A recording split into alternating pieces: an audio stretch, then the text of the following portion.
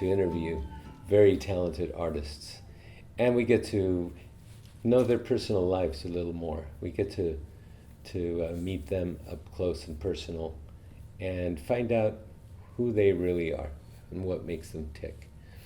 Today I'm very, very delighted and excited because I'm a very big fan of her. And this is none other than Sherry Williams, a very accomplished and talented singer, international singer and recording artist. Since she began singing as a professional, Sherry has had the good fortune to rarely be out of work. When she was a high school student in San Bernardino, California, she sang and toured with the Young Americans.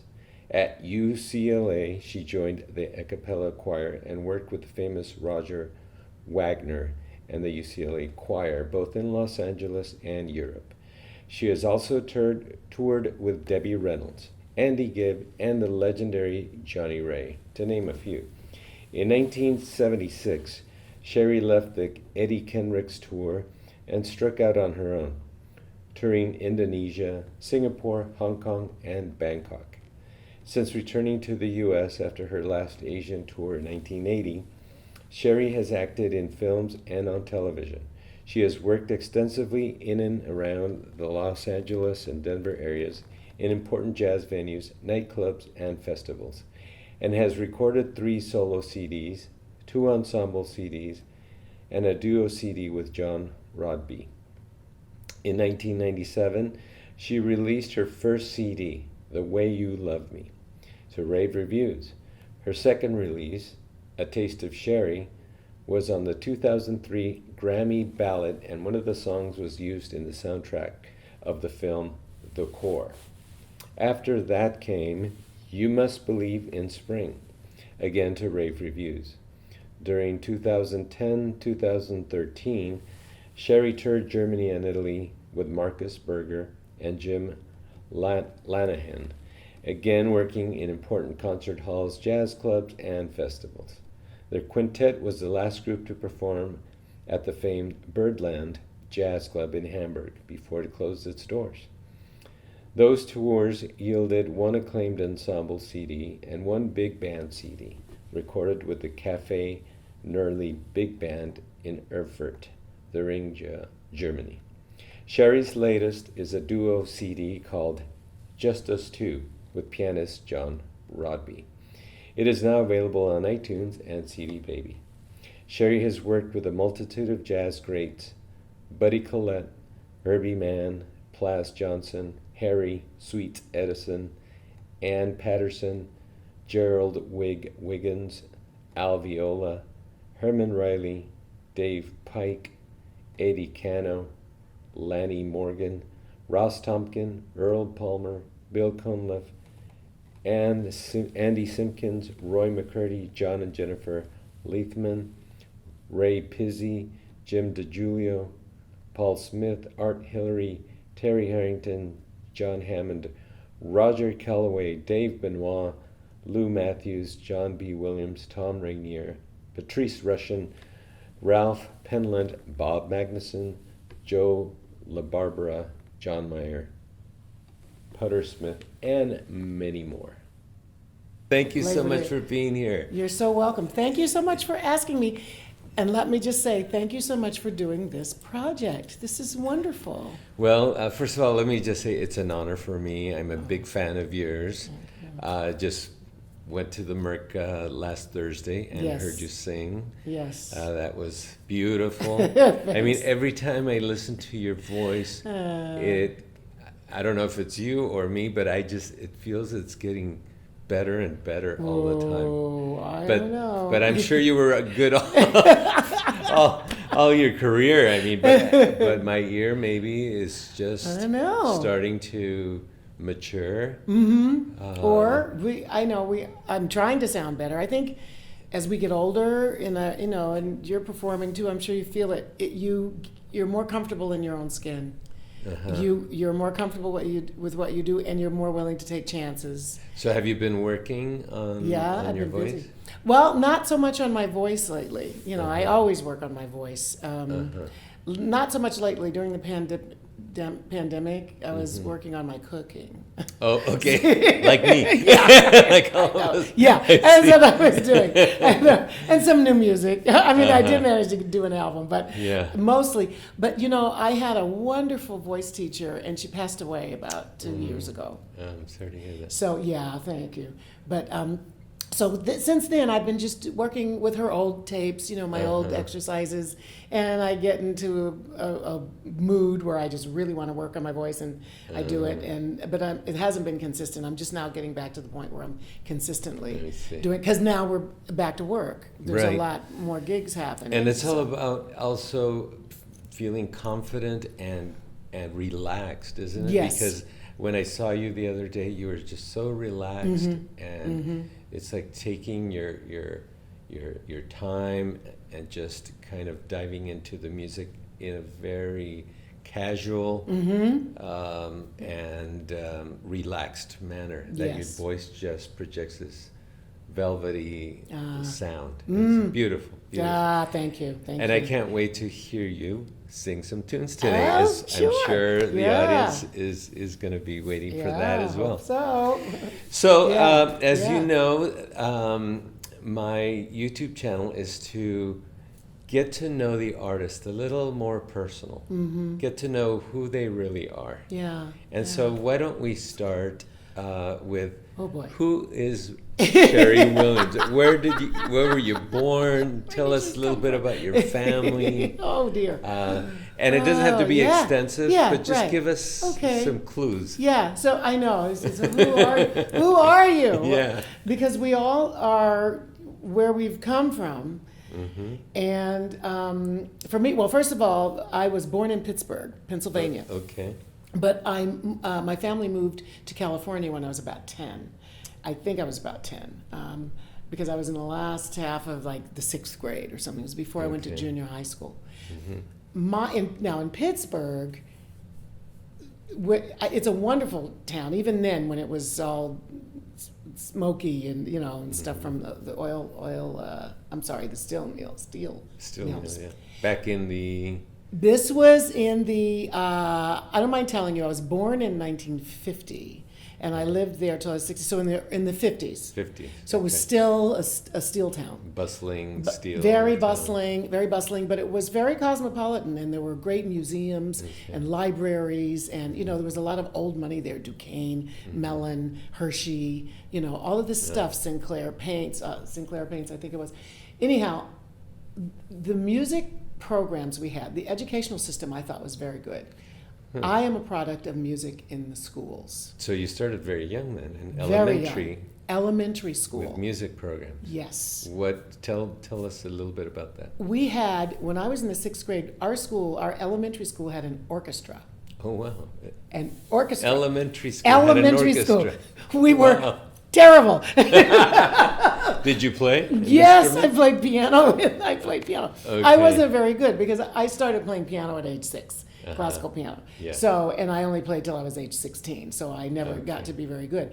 But you got to choose an instrument, and if you could play, we had an orchestra, so we had every twice a week or 3 times a week we had these classes. And we had a choir. I sang in the choir. Okay. And so we were exposed to either music or art in the elementary school system. So by the time I got to junior high school, I was really entrenched in music. But junior high you did in California? I did in California. Where in California? Yeah, in San Bernardino. San Bernardino. In junior high. Okay. But back to Pittsburgh. The reason I do what I do is because when I was in the 3rd grade, my class went to see the Pittsburgh Symphony Orchestra. It changed my life. Or at least my focus. I mean, I sat there with my mouth open thinking, and of course, in a symphony, it's a wall of sound. It was just like coming at us, and I'm thinking, oh my goodness, oh my goodness, oh my goodness. It was just amazing, and it was visceral. I really reacted to it, and I've always wanted to make music some kind of way. Didn't know I'd be a professional, but the music, it really, really stuck with me. Well, that tells you how important it is for youth to be exposed to music at an early age. Oh, and absolutely. that's wonderful that you had that experience that just probably was your calling. Right, Yes. right there, you found it. There it was, You right found it there. right in front of you. Bam. Oh, okay. Right. Were there singers in the? No, it was a symphony. Just the Yes, music. Then. just the music. So tell us Yeah. now, you're in San Bernardino, and why did your family move to San My Bernardino? family moved there. I think at that age, I could never be sure why, but I think it's because my mother's family moved from Ohio to San Bernardino. They were farmers, and Okay. it was like grapes of wrath. They packed up on the big truck and drove west. So On the wagon. yeah, yeah, it was like just like the movie, Yeah. So they moved, and then because we ended up in San Bernardino, my mother's family was there. A lot of her sisters and brothers had moved Okay. there. Her parents were there, so we were there. And then some of our friends, my dad's friends from San Diego, that he had early in his earlier life, were near. They were in San Diego, so we ended up settling in Southern California. And what did your parents? I know of side of your mom was there were farmers. There were farmers. What about your dad? My dad's side were, they were city people. So my father and his father owned a barbershop. Mm-hmm. And then later on, my dad sold insurance when we moved to California. But I realize now, in those times, in the 50s, because my dad fought in the Korean War. Okay. And that was a time when the Army was still segregated.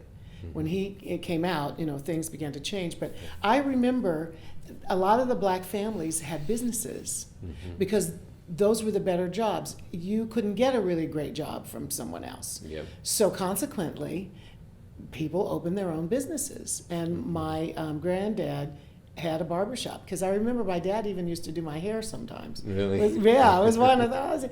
So, but anyway, so they were business people, city people. My mother's people were farmers. So I see. it's like the great combination. Well, it's a good combination. I think Yeah, it is. I think yeah, it is. for sure. Yeah. So okay, now you're in San Bernardino. Yes. What happened with your music exposure? Did it continue? Did it end? What Sure, happened? no, music in the schools. When I went to school, I'm old enough that there was still music in the schools. And there was also art in the school, Okay. which I wasn't gifted at, but I remember some of my friends went to art class.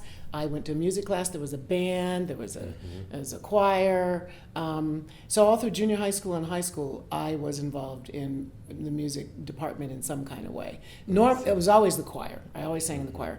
But I continued my piano lessons until age 16. And Private Yeah. lessons? Yeah. Did you have private voice lessons as well, or just through the choir? I had never had voice lessons till I began singing professionally. Really? And when was that? It was just choir. 1968 was my first So professional you gig. were 28? Yeah, sure. No, I was 18. I'm sorry. I I'm was not good 8. at numbers. 8 No, you're supposed to go the other way. I was 8 years old. You were 8 Right, years I was old. 8 years old, right. No, I was 18. In my 18. First, yeah. I see. Yeah, yeah. Tell us about that. That must have been Well, exciting. it was. My first professional singing job Yeah. was at Disneyland. Okay. I was one of the original Kids of the Kingdom.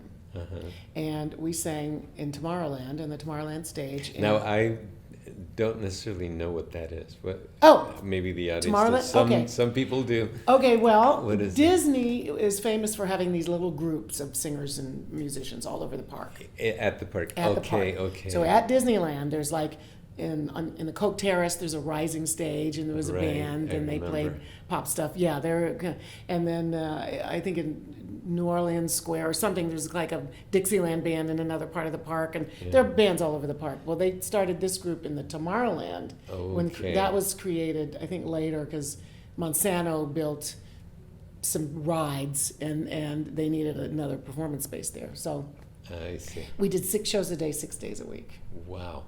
They're like 25. a lot of work. It was, and we for $150 a week. Disney is not known No. for their generosity, but to the performers. But Even in those days, that wasn't even much money at all. well, in those days it was decent. Decent? It was decent in those days. Okay. Yeah, 6 25-minute shows, and then a half-hour break, and then a show and a break. But that job came from a woman who had been with me in the Young Americans. When I was in high school, this group called the Young Americans came through all the high schools and colleges auditioning people to sing in their group, and it was Okay. it was not a professional group, but everyone was really very good, and they did state fairs and all kinds of. They did the Oscars one year. They did a lot of stuff. But at that time, there were a lot of groups. Even in fact, there was Doodletown Pipers and the Kids Next Door and the Young Americans. So a lot of people came from that group. And when she graduated from high school, she got a job at Disneyland. Her name was Barnett Ritchie. And she called a bunch of us who had sung in the Young Americans and put together this group for Disneyland. Okay. So anyway, that's how I ended up at Disneyland. Interesting. I do remember Maybe. taking my kids to Disneyland and all these different bands and groups. Yes. So this was one of the One of the many. the many that were there. Talking about singing, Yes. I want to keep the audience engaged. Okay. So why don't you do a song for us right now? Sure. Would you? Absolutely. What would you like to do? I will do a Cole Porter tune Cole Porter. called "You'd Be So Nice to Come Home To." Sounds good. Yes. And we have a pianist. You brought a pianist with you today. Yes. What's his name? His name is Marcus Berger. Marcus Berger. Marcus Berger. He's my German pal that we tour Europe together.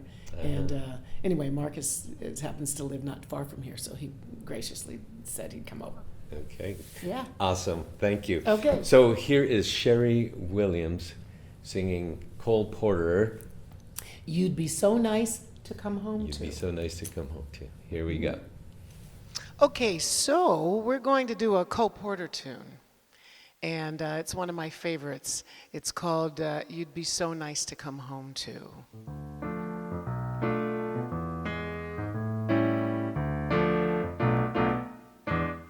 You'd be so nice to come home to.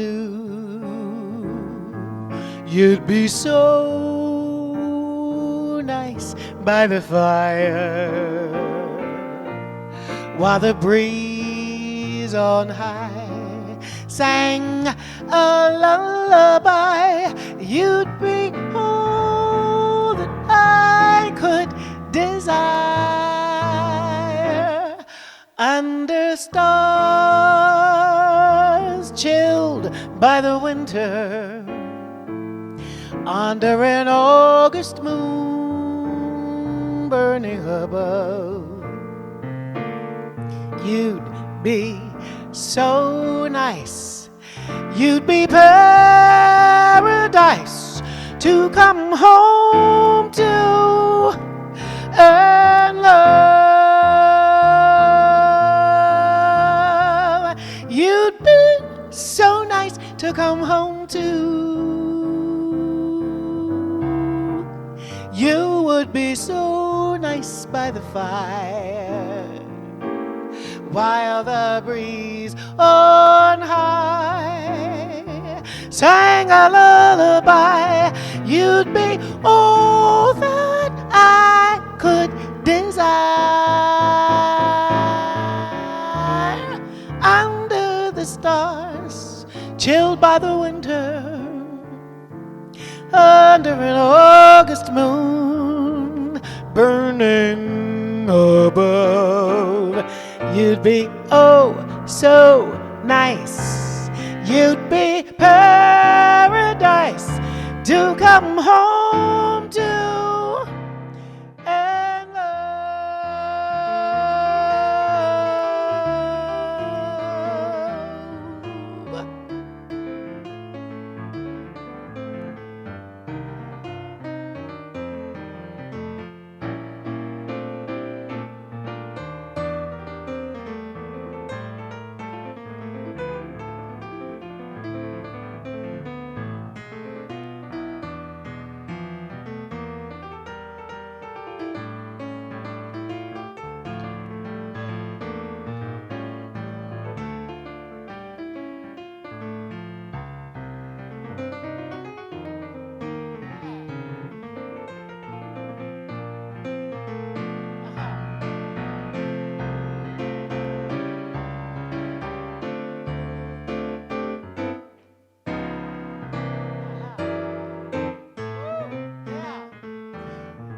You'd be so nice to come home to.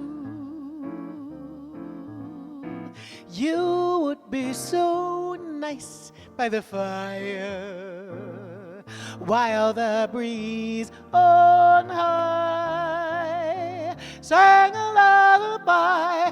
You'd be all that I could desire. Under the stars, chilled by the winter, under the autumn leaves burning above, you'd be oh so nice. You'd be paradise to come home to come home to come home to and love.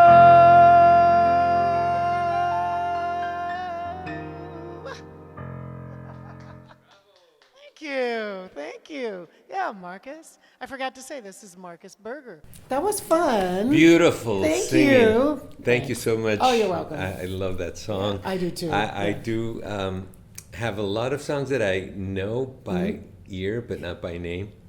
That was one of them. Yes. I know. I do too. I love it. People say, well, do you know such and such? And I go, Sing a few tunes. Yeah, that's the classic. Yeah, Hum a few tunes. Yeah, I'll know it. Yeah. Okay, well, Good, let's good. continue. So Sure. now your first professional job at Disneyland. Yes. How long did you do that for? Oh, just a summer. That was a summer job. Okay, Yeah. a summer job. Yeah. I was about to go to UCLA, and that was my transition from high school I see. to college. So. And so UCLA, what did you study music? I studied music. I was going to major in music. I studied ethnomusicology and Baroque music, and that was my favorite class, by the way. So what was the degree? It wasn't performance. It was just a bachelor's in music? But I never finished. I went 1 year. I had, I think, one vocal performance class, and I sang with the choir, of course, who at that time was conducted by Roger Wagner, and who then, during the 60s and 70s, I guess, I'm not sure how far beyond, conducted the LA Master Chorale. Okay. He was the conductor. So anyway, but Roger took the a cappella choir to Europe on tour the summer after my first year at UCLA. And when we came back, and it was so much fun, I'll tell you about it later, but it was so much fun. When we came back, I never went back to school because I now was starting to get calls for gigs because of the Disney experience. Yeah. Singers and musicians I had worked with were calling.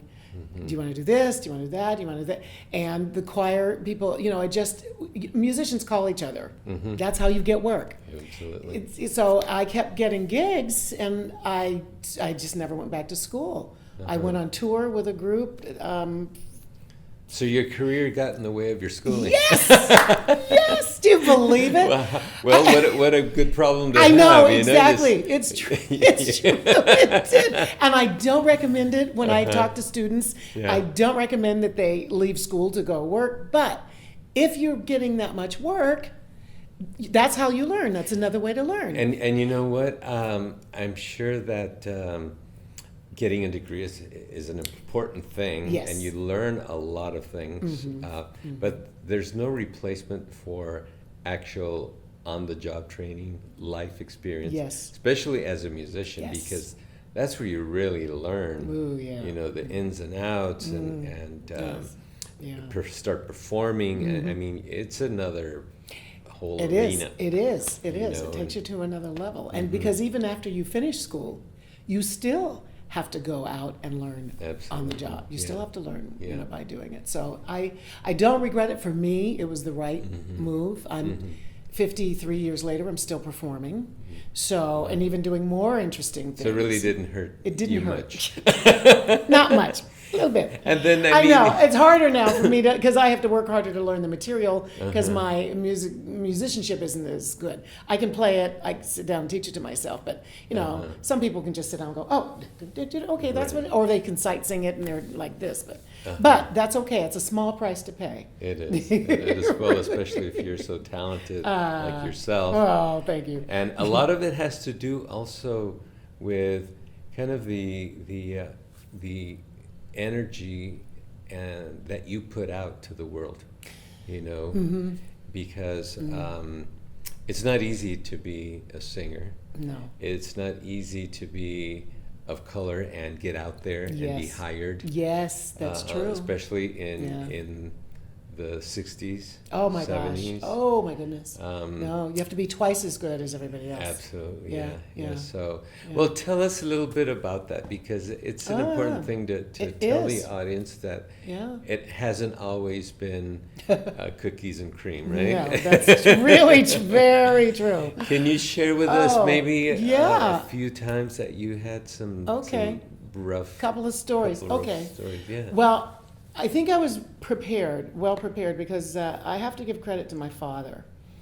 He taught me how to navigate this world and the world that he came from, and to navigate it without being angry or without remaining angry whenever things would happen. Yeah. And he dealt with a lot of it with humor, my father was a psychologist. After he went back to school at age 50 something and got his master's in psychology. So anyway, he taught us a lot of interesting ways to handle people when they showed their prejudice or when they were out and out, mean.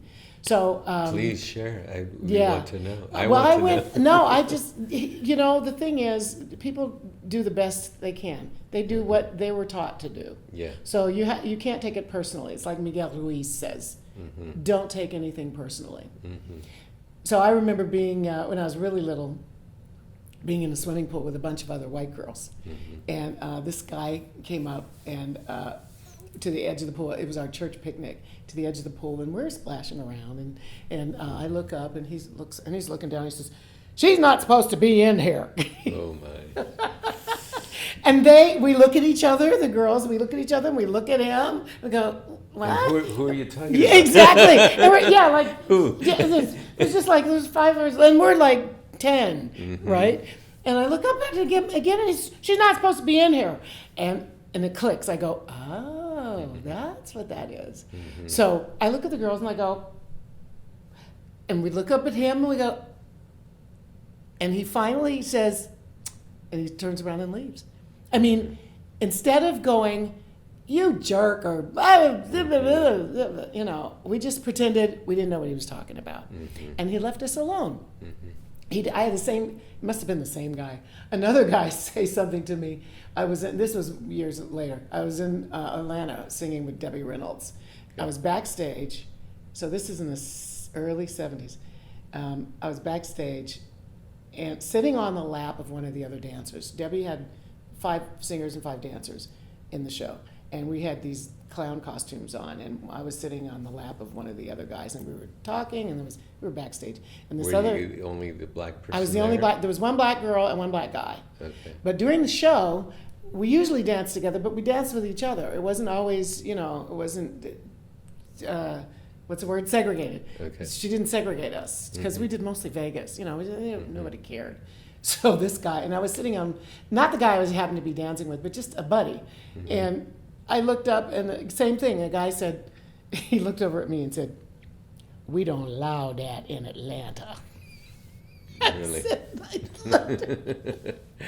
Same thing. Because at first I really didn't know what he was talking about. I really didn't. It was like, it took me a minute. Because by that time, I'm like older, I'm an adult, I'm, working, and music is so diverse, and musicians could care less what color you are. Right. All they care is, can you play? Right? That's it. Really. Of course. And I looked at him, and I just kind of went like, snap, serious. But that was he walked up to me and said, "We don't allow that in Atlanta. Like, get off that white boy's lap." I thought, are you crazy? Yeah. Leave me alone. Right. Debbie Reynolds once was working in Miami at the Fontainebleau Hotel, big show. She goes to check into the hotel, and they get her set up, and she says, "Yes, in my room for my musical conductor." And they looked at me, they says, "Well, he can't stay here. He was black. He can't stay here." And she said, "Well, if he can't stay here, neither can I." and she walked out of the hotel. So I've had all these really great examples of what to do. You don't have to yell and scream at them or be angry. You just have to behave in a way that shows them what asses they're being. Yeah. That's what you have to do. And depends on your personality. Each person has a different way of doing it. You can use humor, but if you can find a way to show them that they're really being a jerk, that's the best thing. And you stand your own ground and you be who you are, you know. And you still maintain composure, you're polite, you're respectful. Yes.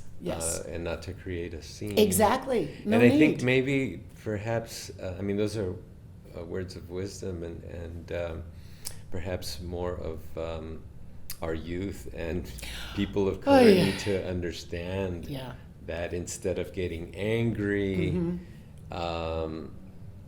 it's their problem. It's ignore them. Really They're the is their ones problem. with the problem. They are. Not us. Yes. You Yes. know? And even if you do get angry, find a way to vent it that doesn't show you being weak. It shows them being weak.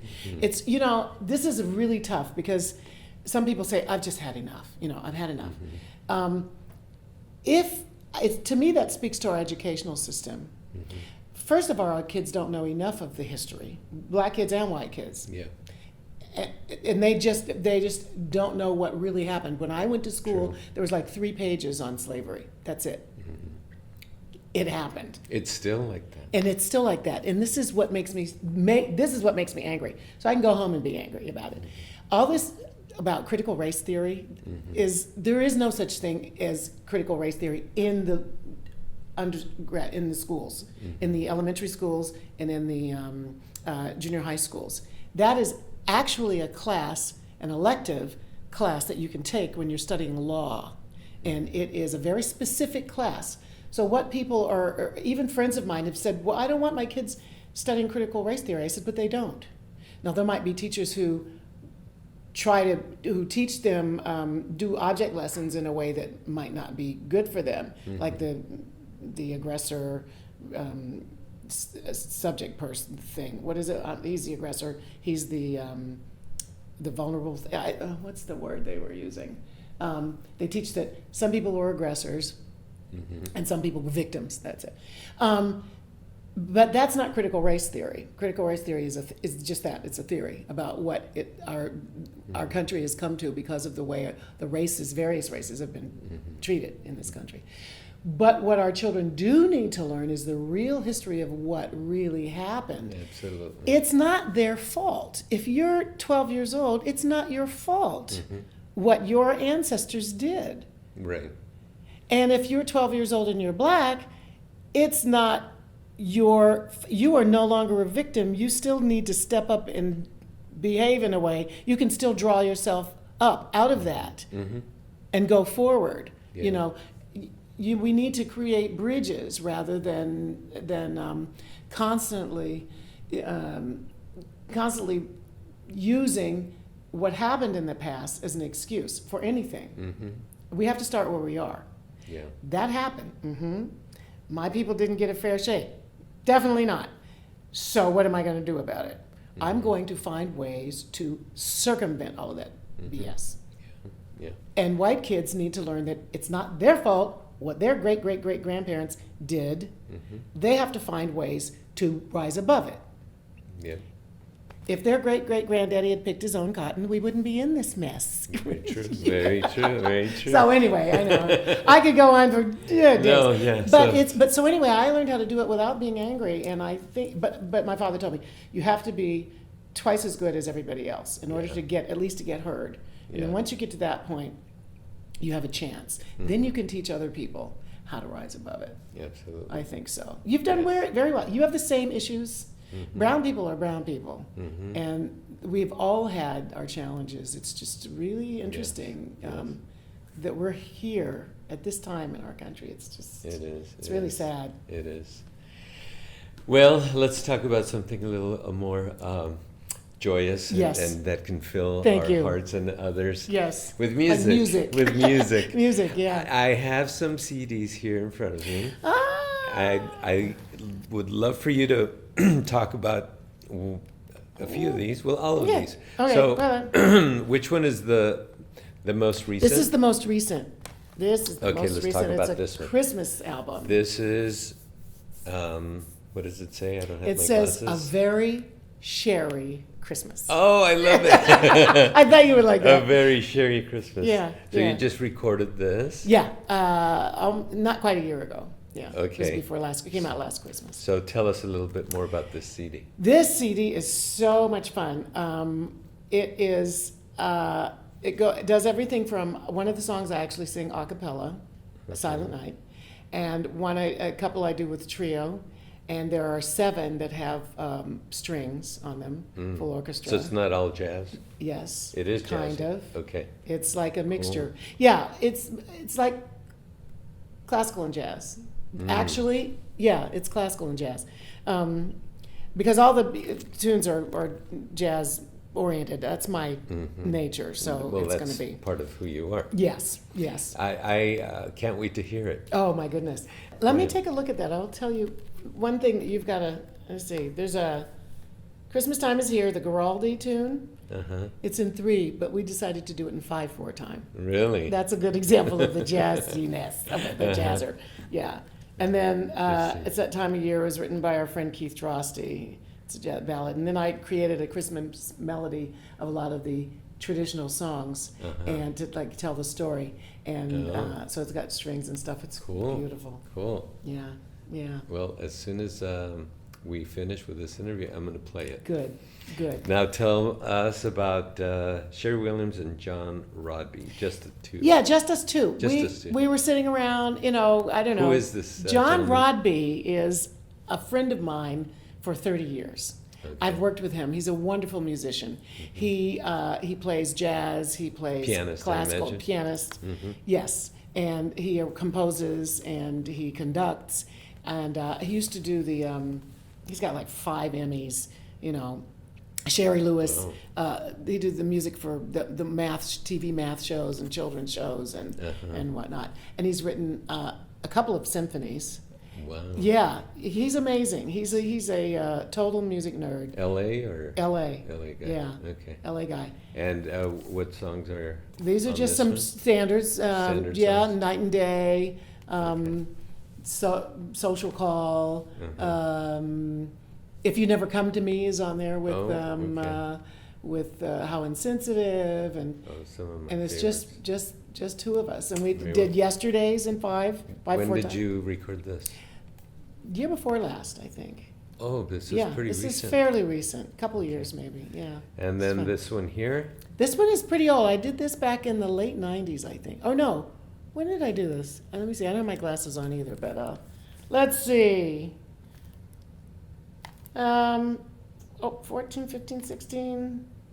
I can't see it. Oh, approximately. Approximately 2014, maybe. Okay, and That's the close, songs like, that yeah. are on this one? These are all pop tunes Mm-hmm. with profound lyrics. Okay, I sing in church quite a bit, okay. but I'm not a gospel singer. I wasn't raised in that kind of a church. I was raised with hymns and anthems and, how great thou art and all that. Okay. Well, I sing a lot in New Age churches like Unity and Religious Science, Christian Science, Centers for Church of Spiritual Religious Living. Science? Yes. Yeah, I used to do that myself. Absolutely. Yeah. And well, then you can play whatever you want Yeah. as long as it's positive. Uh-huh. So I've found all these wonderful pop tunes with, profound lyrics like Profound lyrics. On My Way to You, Marilyn Bergman, some Happiness, which I wrote, but a Now, lot of really beautiful are tunes. these gifts that you Yes, came bearing? yes. For me? Thank you. Yes, you're Thank welcome. you. Yes, Can't wait to hear absolutely. this one too. Yeah, Blue now, Sky. where can people Get them? get these CDs? CD Baby. CD Baby, okay.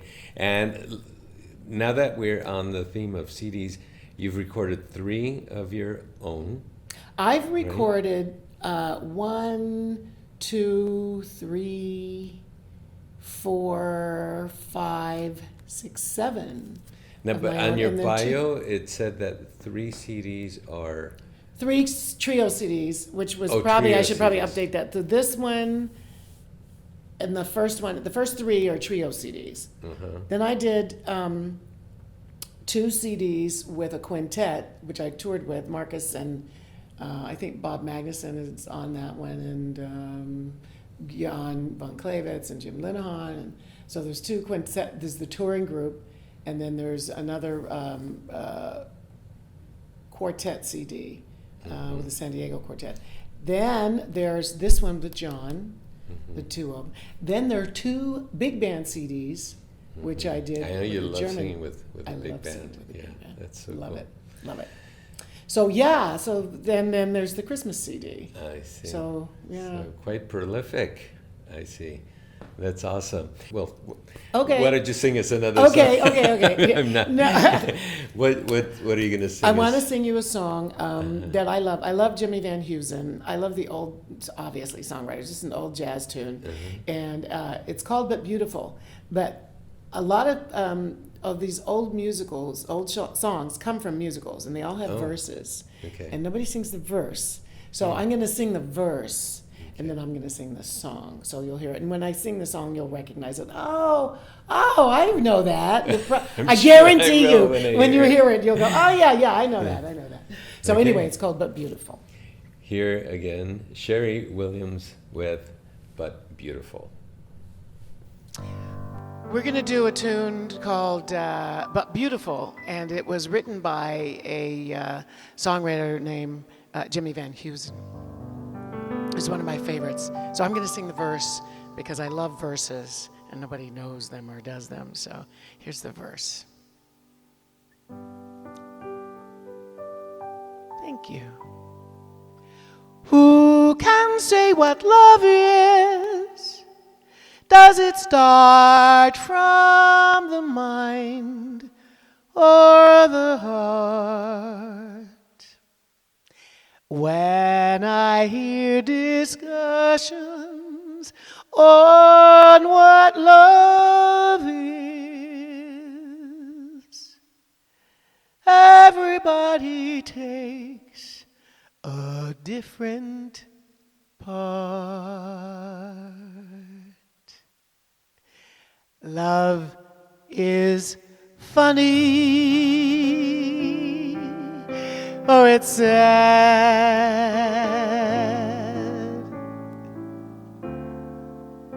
or it's quiet, or it's mad.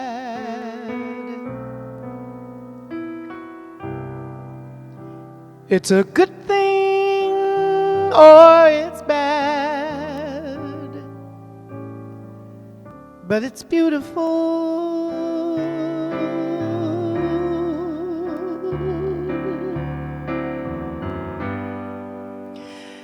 Beautiful to take a chance, and if by chance you fall, and I'm thinking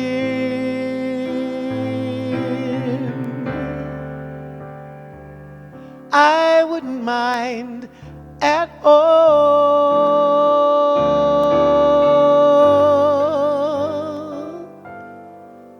Love is tearful, or it's gay.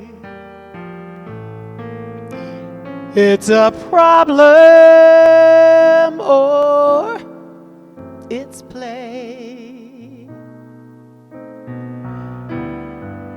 It's a heartache either way, but it's beautiful. And I'm thinking, if you were mine, I'd never let you go.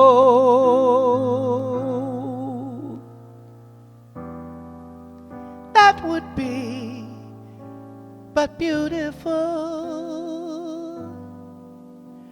I know.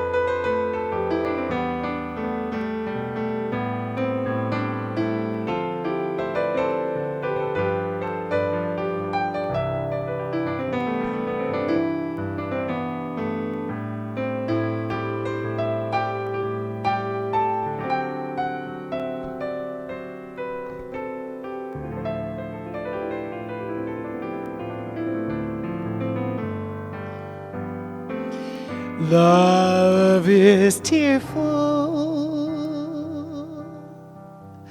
or it's gay. It's a problem, or it's play.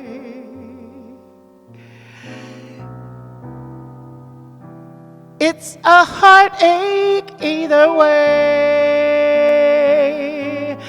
but it's beautiful.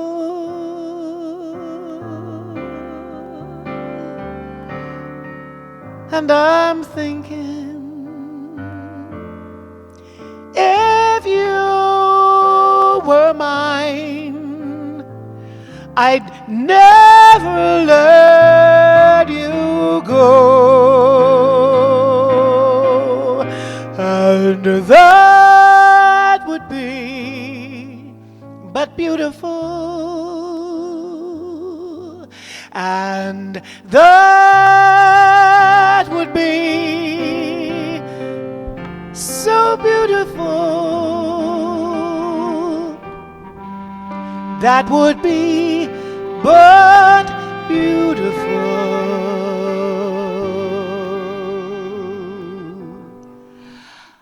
I know.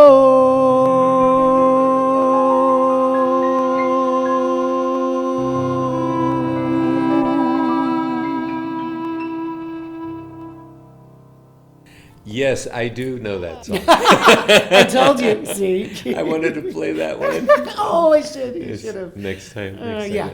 I love that song. It's Yeah, beautiful. it is beautiful, yeah. Thank you so much for singing that. Now, why don't we talk about some of the highlights of your career? Because I'm sure you've had many. Yes. So, Yeah. what would you Wow. like to share? Let me think. Oh boy. Okay. All right. Let me go through and see if I can come up with one in each era. Okay. Because after I left college and started working and started touring, the group I was singing with got picked up by Debbie Reynolds. So that was a highlight because we did Vegas, Reno, Tahoe, like 24, 14. So you were a backup singer Yes. during those Yeah. times? Okay. Our group did all of her backup singing and dancing, and we actually opened the show. So we opened for her, and then we did, did her stuff. And she saw us. I'm sorry, when were you in Vegas? Starting in 1969. Okay. The group that I was singing with, which was another group that kind of came out of those Disney people, it was called The Unusual We. And The Unusual We was 5 girls, 5 guys, kind of slick, sophisticated singing, dancing, and we did really cool arrangements of things like MacArthur Park, and and did all this props. And Do you have any film from those I days? don't. There is an album out there circulating someplace. I don't have any. I was like 18. I was 19 years old, I think. Okay. And because I remember in Vegas not being allowed to go into the casino, having to go into the stage door. And there is no film that I know of. Isn't that crazy? Now with cell phones, I mean, Yes. everything's on Oh, yeah. on film. And Absolutely. in those days, I mean, No, it was, nobody had, unless they were filming The Star, Yeah. you never got it. Yeah. And we used to open for Robert Goulet. Really? Yes, Oh, at the Frontier, that's where Okay. Debbie saw us. We opened for Robert Goulet. We also opened for Phil Harris and Harry James, their big band. We opened for them, and in those days, there were 3 acts in Vegas. There was usually a comic, a singing group or something, some kind of specialty group, and then the Star. So you went full bore after Oh yeah. college. I Oh mean, you sure. were No, a I working worked. I was musician. working all the time. Did you ever play the Dunes? No, we never played the Dunes. We played. I remember I loved that because that was a nice intimate room. It was smaller Yeah. than the other rooms. My father used to play Really? with, the magic violins of Villa Fontana. I may have seen them Yeah. because. They were a group of like 10, 12 violins. Oh my in, goodness. In tails. Yes, yes. 2 pianos and a bass. Did you ever see them? I Did you don't think- know but I Remember? used to go to the Dunes because there were some really good Yeah. shows there. They were much more interesting than some of the stuff down on the Strip, farther down on the Strip. That's great. See, I love it. You were probably sitting out in the audience watching him. No, I was backstage. that was way back. Oh, then. okay. Yeah, You were that a was- glimmer in his eye. I Then. wasn't Still a born then. gleam in his eye. So what meanwhile, about another another highlight? Vegas. I left Debbie's act to go work with Eddie Kendricks when he left the Temptations. So that was fun. That was R&B. That was a whole different style. Background singing, two girls singing, dancing. We toured all over. When we got to Japan, he let me be the opening act. So I had, like, for several days, I did the little few minutes before the show. So that was kind of cool. Nice. And we went all over the world. I mean, that was really, really nice. And Now, then, I haven't asked you, Yeah. how were your parents with having you at 18 performing and being out there in the big world? Did they approve, or were they supportive? they were at first, when are you going to get a real job? Or aren't you going to finish school? Or when are you going to go back to school? Yeah. And then they realized how actually busy I was. And then they met Debbie. I was on the road with her, and she took care of all the kids like we were her own children. Mhm. they So felt my comfortable. dad said, "Okay, this is all right. You're safe." And Eddie actually kind of did the same thing because the two of us were rather young. And then it came time for me to go on my own to Southeast Asia by myself. Mhm. But by then I was like in my early 20s because I stayed with Debbie. Still very young, though. But my dad, by then he realized I was serious. And they saw that you loved what you did. Yes.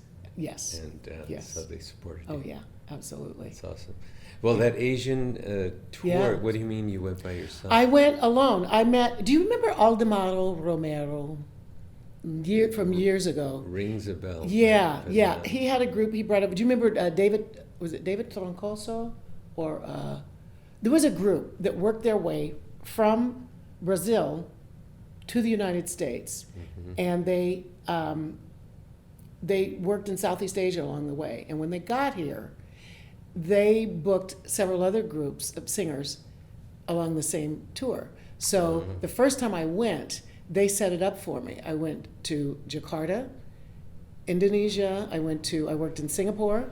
I worked in Hong Kong, and as a soloist as or a soloist, backup singer? as a soloist. Soloist by your And early 20s. Picked up, yes. I was working as Wow. a solo artist with the band from there, because they had house bands. All these big hotels they had. So there was a house band in Indonesia made up of Indonesians and a lot of Filipinos and terrific musicians. Singapore was mostly Filipinos, and Hong Kong, a mixture. Isn't that interesting how even Brown people the can play. Filipinos are they can interpret music so well. They're these guys. They Yeah, were I've always so been great. amazed at And them. they read the charts. Yeah. The musicians in Bangkok were astounding. They were just fantastic. And they were Filipino. Yes. Yeah. And Thai. There was a couple of Thai and a Chinese guy. I mean the mixture. The whole rim. That whole area was just. And how long were I you did there? that for like 5-6 years. I would go every year. I can't even remember now. I went And several you're still times. single at that time? Yes. Oh yeah. I didn't get married till I was like 38. Really? Oh, I was busy traveling. With Frank? No, he didn't. I didn't even know him. We kind of ran in the same circles, but didn't know each other. Oh. I had a suitcase in one hand with music and a suitcase in the other hand with evening gowns, and Wow. off I went. I mean, and I met mostly other musicians and business people who were also gypsies. So I was like, What a life. That was You really an had- exciting time. It really was. Uh-huh. I have been so many places, Yeah. I'm glad I managed to see and live in Hong Kong before the Chinese messed it up. Again, that was stupid. Because Hong Kong was thriving and wonderful, and everyone worked together, and all they had to do was just be quiet and collect the money. But So you played in jazz clubs? jazz all clubs, over hotels that mostly. I did a mixture of jazz and pop because you needed it was an international audience, and you needed to do music that they recognized. But most people, having lived through World War II, were familiar with big band music. So they loved it. I did some Jimmy Webb, I did some jazz things, I did a lot of pretty ballads, I did music of the day, you know. So I was still really honing my jazz skills, even though I was singing pop music. Now, let me ask you something. You are, of course, now at a much more mature age. Yes. When you were younger, were you still the same? You had the same voice and the same tone? I was always an alto. Actually, when I started, I was a mezzo. I sang mezzo in the choir, mezzo soprano, or alto, first alto. Now, of course, I'm really an alto and contralto. As I get older, it drops. Because you do have, lower tones. Oh yeah, I'm a real contralto. I see. I'm a true contralto. So when you were singing in your 20s, you were I had a rich sound down to G and F below middle C. Now I sing in public. I'll use an E flat. I have one arrangement that has a low D in it. Do you have any recordings when you were younger? I think the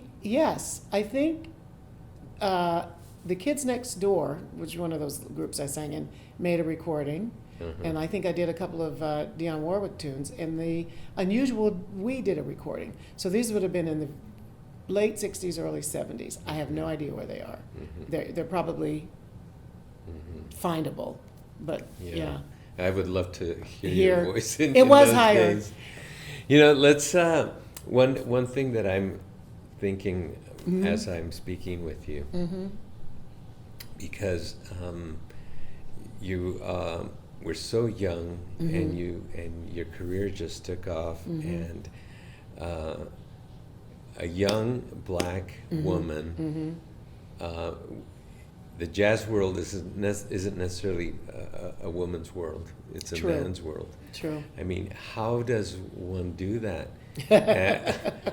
And what I'd like, that's impressive. I already have some. No, the story and all the experiences you've had. I mean, And let's take this opportunity to talk to some of the young people that are looking at this. Women in particular, and not necessarily of color or black, but just women. Women in jazz. What would you, or even singers, what would you say to young women that want to get into the music business, or just to be a singer? Yeah, you hit it on the head when you said singers, because it's really important. First of all, the early years helped me become confident that I could do it, and comfortable in my own skin. Every time I came home from a tour, I would go to one of the clubs in LA where you could. You had audition to do it, but you could sit in and sing. Like the Et Cetera Club used to have a Monday night, and when you would come in and sing 3 songs, and everybody, Ye Little Club. There were a lot of clubs that did that. So I would, I had a musician friend who would do arrangements for me, and I would come in and do my little 3 arrangements. Key, everything that I have learned that I believe has made me great, I have learned from a musician. You must collaborate with your musicians. The idea that the singer is the front person or the star or whatever, and you have to do what she says or he says, I think is a really bad place to start. It's not a productive way to do it. To my mind, I am just a piece of the puzzle. The musicians give me the whole blanket, everything that I sit on top of and sing. The whole cushion comes from the musicians. I get my pitch and my time from the bass. I get all the frills and the melody from the piano and the drum and the time. There's something that they give you. So learn from them. And if you're not a musician and you're a singer and you have a good voice and you want to sing, you want to perform, ask the musicians as many questions until they say, stop asking me questions. Just keep asking them questions, because I've learned everything. How to trade fours, when to solo. The joke, one of the biggest jokes in jazz is the singer never knows when to come in, right? Right? You've heard it. You've probably said, oh my God, she didn't come in right. You have to learn how to sing the song through in your head while the musician is playing their solo. Yeah. And then you'll come in, right, Yeah. you know, or you can count bars if you're a musician and you know where you're at and you get distracted, you know, oh, that's so many bars, but oh, okay, I have to come in, you know, but they'll help you with that stuff.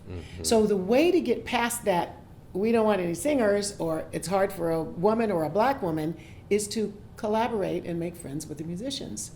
That's the thing, and they are your best friends. And that's who knows it. They've been doing it a long time. And to work with people who are better than you are, Yes. or have been doing it longer than you are, So important. and you'll learn. You'll learn. Well, you know.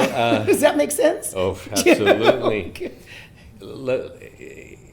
In saying it a little more clear, what I'm hearing is, don't be a prima donna. Yeah, thank you so Right? much. You're right. The star. Don't And be, oh my because goodness. what you're saying is so true. And it's this unspoken relationship of respect, Yes. of yes. yes.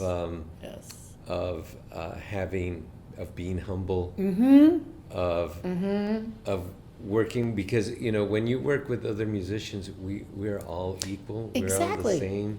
Exactly. And Oh. when you come in with this attitude of let's work together, let's pull together, and when you come in as a singer, because many singers have that Yeah.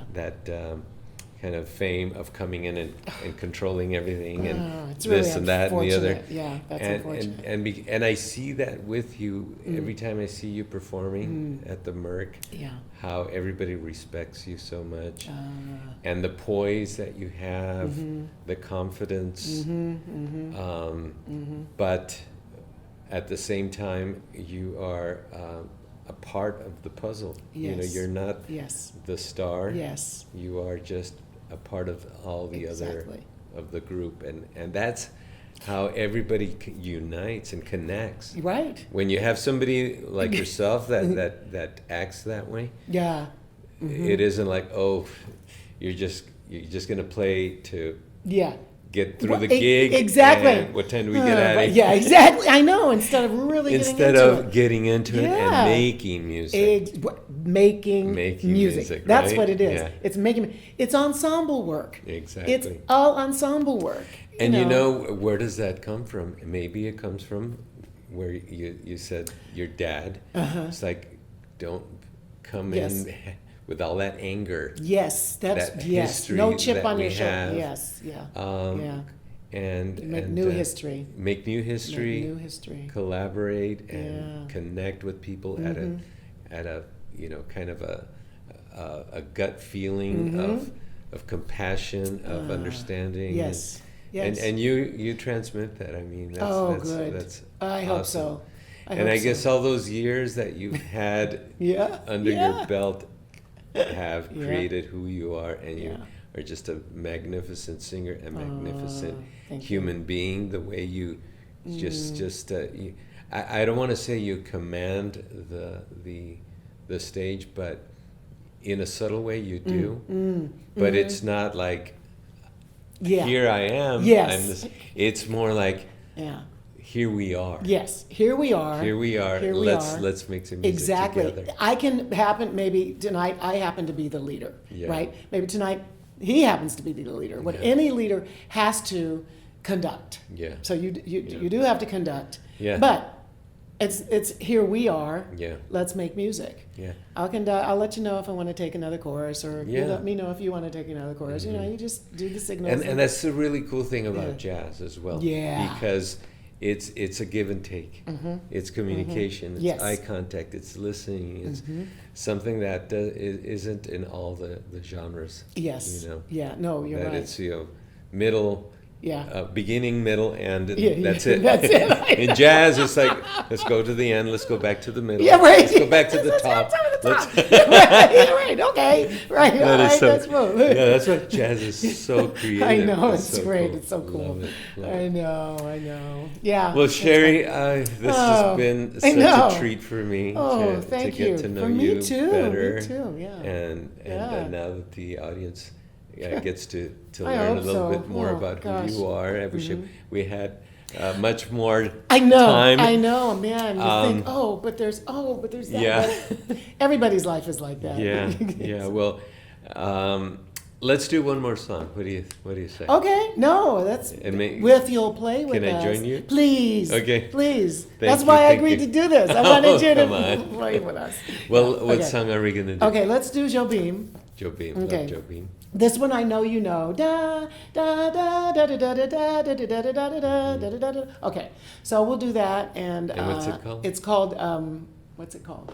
It's called If You Never Come to Me. If you never. If You Never Come to Me. Okay. That's the name.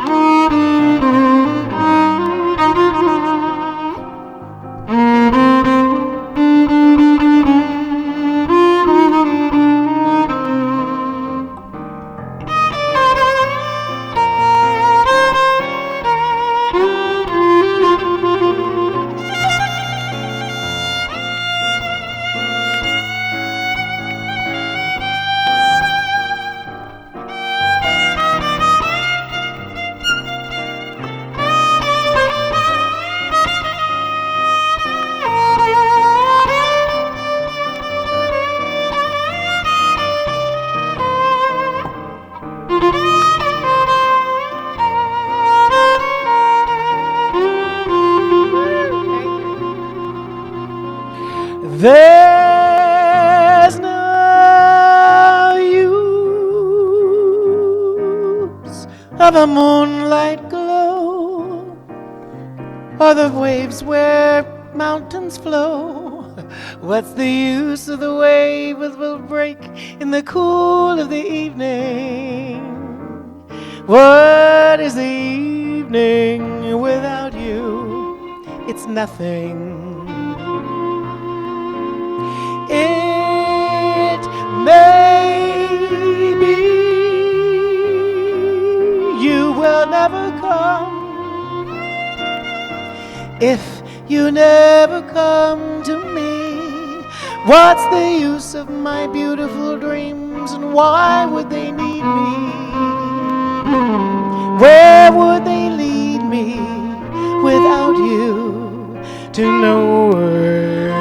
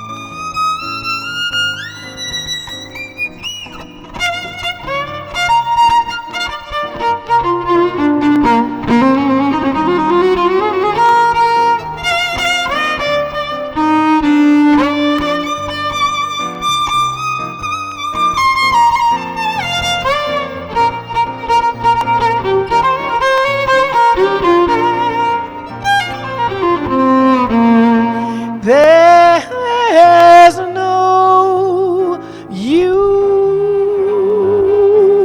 of the moonlight glow or the peaks where winter snows.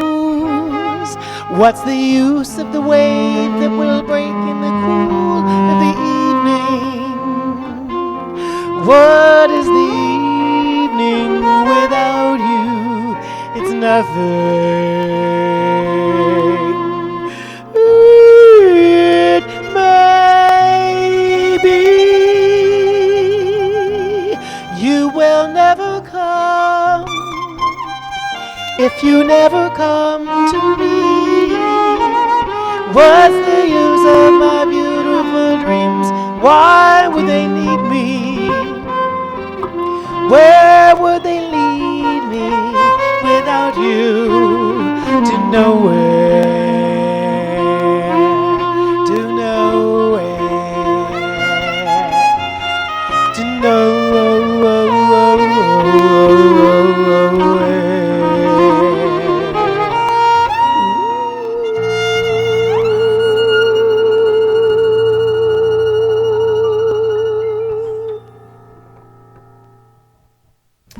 Okay, we are back with Sherry Williams. Thank you so much for letting me jump in there. I Yeah, love that see, song. wasn't that fun? That was really fun. Thank you, thank you. You're welcome. We have to Yeah. record something, you and I, one of Yes. these days. Yes. That we would be should- really okay. cool. All right. Okay. We have the place. I know. I love it. Okay. I'll start thinking about what. So, Sherry, to end, Mm-hmm. why don't you share with us some of the amazing spots that you've had the opportunity to sing in? Can you name Yeah, a few of sure. those? Yes, just a few. Because this is, I consider myself fortunate to have traveled this much. Mm-hmm. So I sang at the London Palladium with Debbie. I sang at Madison Square Garden Wow. with Eddie Kendricks. I sang at let's see, where else? I've sung in Italy. I've sung at Birdland Hamburg. I've sung in Germany and Italy and all over the world, like Europe. But those two things came to mind, London. But just stuff, I see. everywhere. You are a star, Sherry. You really are. And we here in Temecula are very, very honored to have you and privileged to have you here because you run a jazz series. Yes. Tell us a little bit about that. I run a series. It's a real jazz series, Straight Ahead Jazz. Mm-hmm. It's been 15 years now. I can't believe the time has just gone by. It is a very small room. It seats 48 people, so it's very intimate, and it kind of feels like a New York jazz club. Where is this? It's in Old Town Temecula, Okay.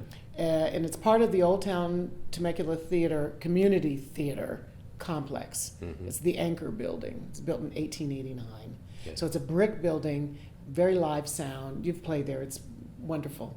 Mhm. You can just hear it. And it's once a week, every Thursday. Write it down. Every Thursday. Jazz at the Merc. It's 7:30 called. to- 7:30. 2 sets, so we're finished by about 9:30, 9:45. Okay. And you've been running that for 15 years Yeah, now. yeah. Mhm. hmm Yeah. It is a beautiful place, great Mhm. sound, very intimate. Yes. I've Oh, played yeah. there maybe 4 or 5 times, Mhm. and you're giving me the opportunity to play October 20th. Yes, I'm very excited absolutely. about that. Yes, me too. Me too. Yeah, it's Now, a nice place.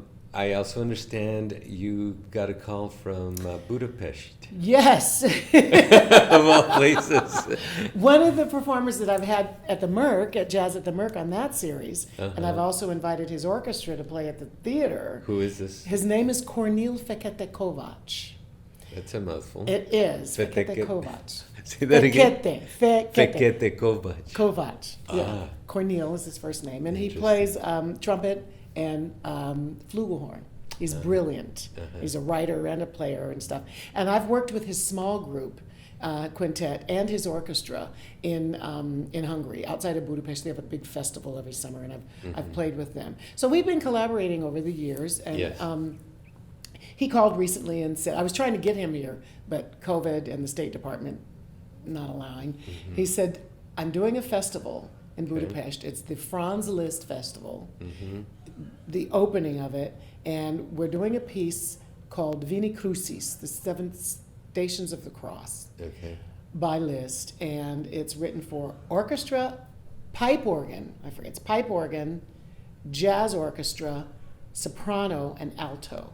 So I will be the alto. It's going to be jazz alto, classical soprano, jazz orchestra, traditional orchestra, and pipe organ. That sounds It should amazing. be amazing. He sent me the score. Oh my Uh-huh. goodness.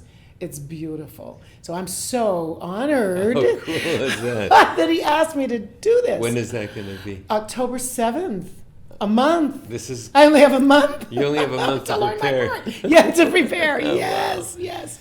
yes. So I'm anyway, sure that's the fine. latest highlight. I see. Yeah. That is so cool. Yeah, I it is. hope that is filmed. I would imagine it would be filmed. Okay. I'll let you know. Or Yeah. or at least recorded. Yes. Right. Yes, I would think so. Yeah, Okay. yeah. So that's anything else? I'm doing LACMA, LA County Museum of Art, has a jazz Okay. series on Friday nights during the Okay. summer. So on the 30th of this month, which is September, I'm doing LACMA. And then on the 30th of next month, I'm doing the theater big band show with the Jeff Stover Big Band. Jeff Stover. Okay. October 30th. So yeah, that's what's coming up. So Sherry,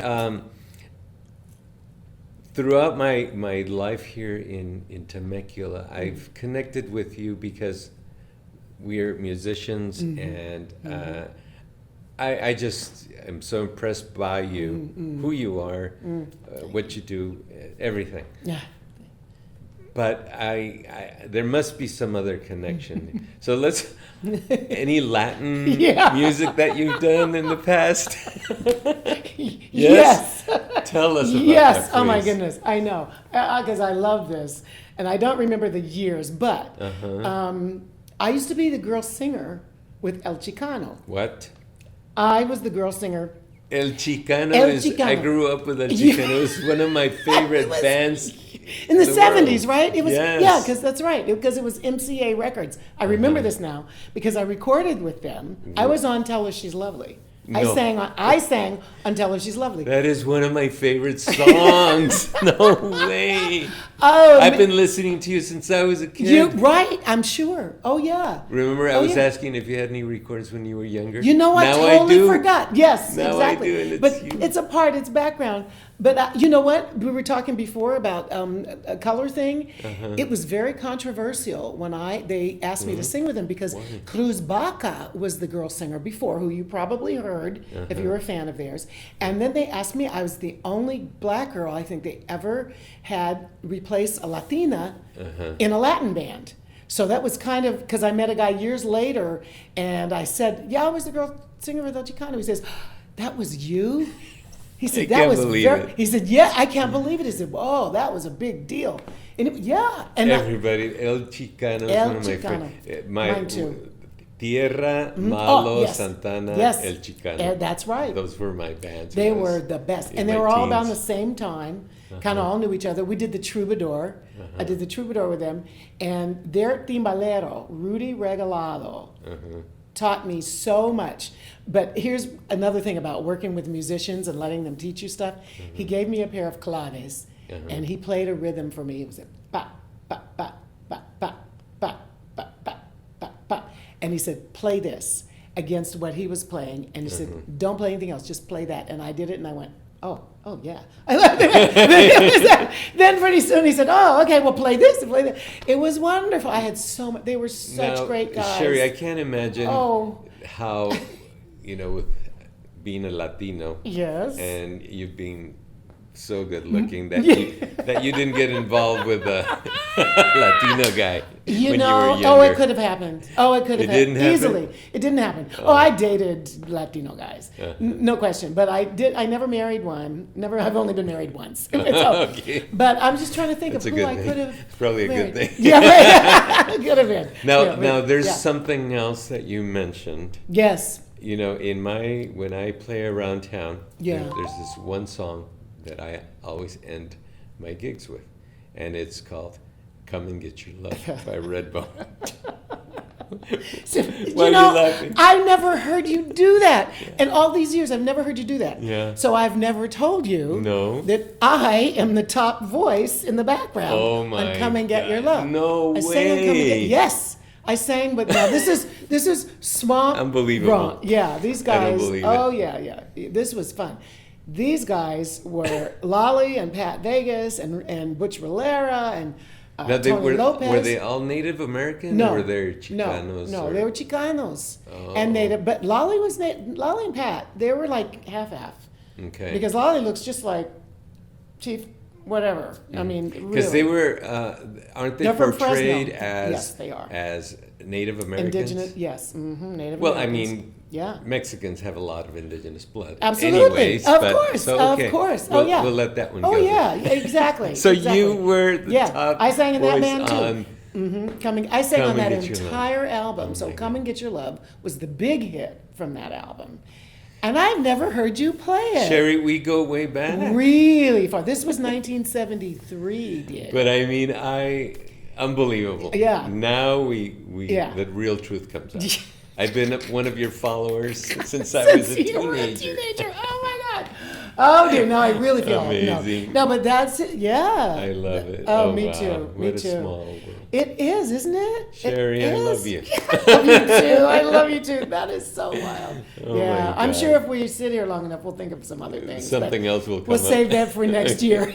Thank you, Sherry. Good. So why don't you look in camera 3 and Yes. talk a bit about your social media so people can find you. Oh, okay. You can find me on. I have a YouTube channel, so it's actually Jazz at the Merc's YouTube channel, and but it's got a lot of my stuff on it. It has people that we've recorded during the pandemic. We did a lot of live streaming, so all of those recordings are there. We have Jazz at the Merc Facebook page, so you can always go there and friend it, like it, and take a look at who's coming, and the list is there. And I've got, I tweet occasionally, and I'm on LinkedIn. So, but YouTube is a good place to start. Okay, very good. Thank you. Sherry, thank you so much again Oh, thank for you, sweetie. giving me this honor of You- interviewing you. Thank you. Um, It's reciprocated, really. I really appreciate that. Thank you Really. so Thank much. you, sweetie. Mwah. Very well. Yeah, This is Sherry Williams. I love it. I'm Diego Mondragon. Take care of yourself and each other. Yes.